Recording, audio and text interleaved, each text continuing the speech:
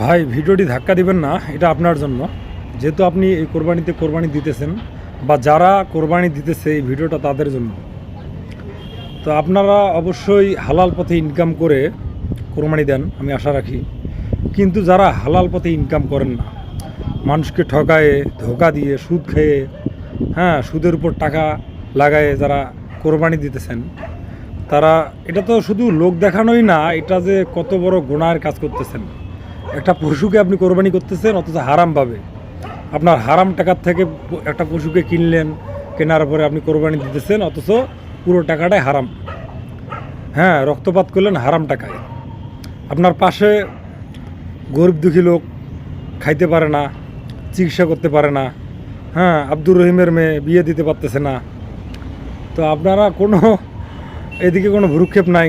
আপনারা কোরবানি দিবেন, কোরবানি দেওয়ার জন্য 1.5 লাখ 2 লাখ টাকা পর্যন্ত বাজেট করেন গরু কেনার জন্য। যে আপনার গরু কত ছোট না কত বড়, এলাকা ঘুরে নিয়ে বেড়ান, মানুষ আপনার গরু দেখবে। আপনি একেবারে বিশাল পাহাড়ি দামরা গরু কোরবানি দিতেছেন। তো এইভাবে যদি আপনি কোরবানি দেন, আপনার কি কোরবানি হালাল হবে?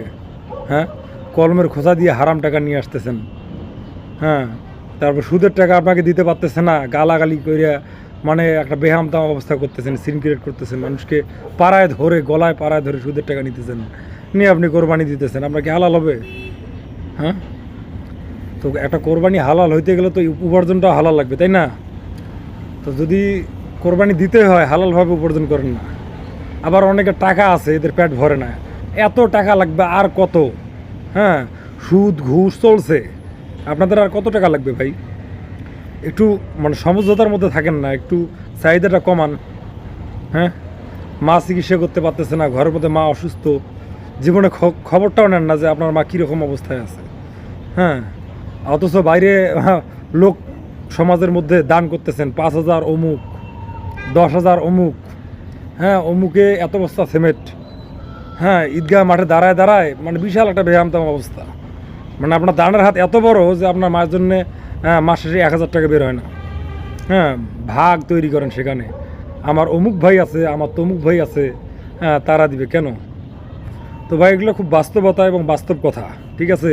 আপনি কোরবানি দেওয়ার জন্য অবশ্যই কোরবানি দিবেন, আমি নিষেধ করি নাই। হালাল পথে ইনকাম করেন, আপনার আশপাশ গরিব দুঃখী আছে কিনা, তাদের হক কতটুকু আছে আপনার প্রতি, সে হকটা পালন করেন।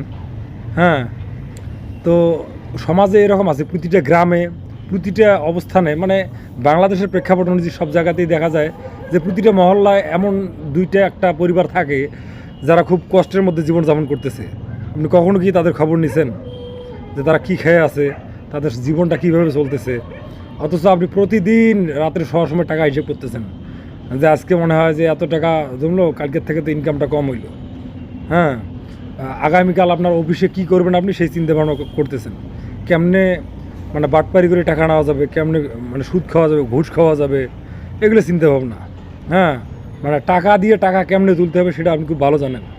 কিন্তু এটা হারাম না হালাল এগুলো দেখার কোনো বিষয় নাই। এখন দাঁড়িয়ে রাখছেন বড় বড়, মৌলানা, শাহ কেরামত আলী শাহ, এরকম একটা মৌলানা হয়ে গেছেন আপনি। আপনি এইভাবে ইনকাম করিয়া মানুষকে কষ্ট দিয়ে, মানুষের পেটে লাথি মারিয়া, মানুষ সারাদিন ইনকাম করে আসতেছে, সারাদিন ইনকাম করছে সে যত টাকা, আপনি সে পুরো টাকাটা তাকে না দিয়ে সেখান থেকেও 1,000 টাকা করে মিনিমাইজ করতেছেন। করার পরে এই যে হারাম টাকাগুলো পকেটে ঢুকায়া বউ বাচ্চা সবার খরচ খালা করলেন, সব কিছু করার পরে আপনি কোরবানি করলেন হারাম টাকা দিয়ে। তো এই কোরবানি আল্লাহর কাছে কবুল হবে? যে আপনি যে একটা প্রাণ নাশ করলেন, এর যে একটা শাস্তি, যে একটা অভিশাপ, যে আপনি অবৈধভাবে একটা পশুকে কোরবানি করলেন, আপনার নিজের তো কোরবানি হলোই না, এবং আপনার সাথে যদি আরও কেউ এঙ্গেজ হয়ে থাকে তাদের কোরবানিটাও আপনি বরবাদ করলেন। তো ভাই এটা মানে কোরবানি দিবেন অবশ্যই আল্লাহকে খুশি করার জন্য, তবে যেন কোরবানির আগে যে হালালভাবে ইনকাম করতে হবে এটা যেন মাথায় থাকে, হালাল টাকায় যেন আমরা কোরবানি দিতে পারি। এটা যেন সবাই এই জিনিসটা যেন খেয়াল রাখি, এভাবে কোরবানি দিতে হবে। আর কোরবানি যেমন দিবেন, কোরবানি দেওয়ার আগে পুরো বছরটাতে আপনার অনেক দায়িত্ববোধ থাকতে পারে বা আছে, প্রতিটা মুসলমানের দায়িত্ব আছে যে আপনার প্রতিবেশী কীরকম অবস্থায় আছে, আপনার আত্মীয় স্বজন কীরকম অবস্থায় আছে, তারা কীভাবে জীবনযাপন করতেছে, হ্যাঁ, যে গ্রামের আপনার কেউ না, দেখা যায় খুব অসহায় একটা ব্যক্তি, ঠিক আছে, আপনার কাছে সাহায্য চেতে আসছে, আপনি হোটেলে গেলেন, খাবার খেলেন, সেখানে বকশিস দিলেন, হ্যাঁ, অথচ একজন ভিক্ষু আসে আপনার কাছে টাকা চাইতেছে, আপনি তাকে টাকা তো দেওয়া দূরের কথা, ধমক দিয়ে পাঠাই দিলেন, বা আপনি মনে হয় তার কথা শুনতেছেনই না।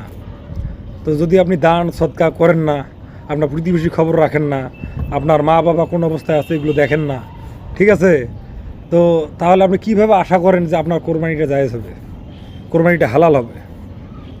হ্যাঁ, আপনি তো সুদের টাকা লাগায়া আপনি সুদে টাকা খাটান এবং আপনি কোরবানিও দেন, তো আপনি হারাম টাকা দিয়ে কোরবানি দিলে আপনাকে কোরবানি হালাল হবে? কখনো হালাল হবে না। তো ভাই, এই জন্য কোরবানি আসছে, আমরা নিজে ভালোভাবে চলার চেষ্টা করব, নিজে হালাল পথে ইনকাম করার চেষ্টা করব, এবং আমার পাড়া প্রতিবেশী সবাই সবার একটু খবর রাখি, সবাই একসাথে ভালো থাকি না। হ্যাঁ, আমার এত টাকা পয়সার কী দরকার, মানে আমি আমার চাহিদাটাকে কমায় ফেললে আমি ভালো থাকবো, শুধু আমার চাহিদাটাকে কমায় ফেলতে হবে, মানে একটা লিমিটের মধ্যে থাকি। এত হারাম, এত হারাম, এত চুরি বাটপারি দরকার কি? হ্যাঁ, আর কত লাগবে, আর কত টাকা পয়সা হলে আপনাদের মানে পেটটা একটু শান্ত হবে? একটা লিমিটের মধ্যে থাকার চেষ্টা করেন না। সুদ ঘুষ, হ্যাঁ, অনেক খাইলেন, তো অনেক খাইছেন, আর মরার কোনো ভয় নাই। হ্যাঁ, আপনার বয়স এখন 40-35, সে দ্যাট, এখন আপনার কত বছর বাঁচছেন? 70 বছর। এরপরে তো মরে যাচ্ছেন, এরপরে তো আপনার কিছু 70 বছর বাঁচবেন, আপনার বয়স 30+ হয়ে গেছে, 70 বছর বাঁচবেন, আর 40 বছর খুব বেশি দিন। কার জন্য এই ইট বালু সিমেন্ট কেনার প্রতিযোগিতা করে নিজের জীবনটাকে নষ্ট করে ফেলতেছেন, সময়টাকে নষ্ট করে ফেলতেছেন, পরকালকে নষ্ট করে ফেলতেছেন, এগুলো তো কোনো মানে হয় না ভাই। হ্যাঁ, আশা করি আমার এই কথাগুলো যদি বোঝার মতো হয় বা একটু যদি চিন্তা করেন, হয়তো আমার ভুল ভ্রান্তি থাকতে পারে, তবে আপনারা সঠিক পথে আসেন, আমি এই আশীর্বাদ রাখি এবং আপনাদের কাছে দোয়া চাচ্ছি। আপনারা ভিডিওটা বেশি বেশি করে শেয়ার করেন। আসসালামু আলাইকুম।